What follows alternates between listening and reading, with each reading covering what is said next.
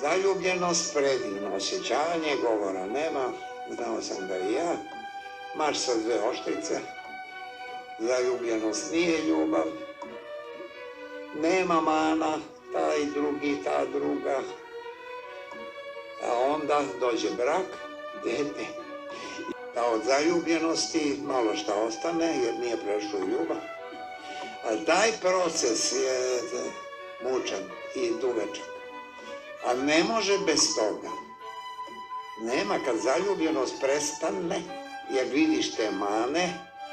koje je trebalo vidjeti ranije, pa ipak ga voliš, aha, pazite dobro, sad neke mane ne mogu da se prime. Ipak primetiš da je ili alkoholičar, ili Don Juan, ili lenj, ili sklon lopovluku, vidi se to sve kad se zabavljaju, iako ga voli, to jest, ako je zaljubljena, ona to ne vidi, pa i on ne vidi u njoj ništa mnogo ružno,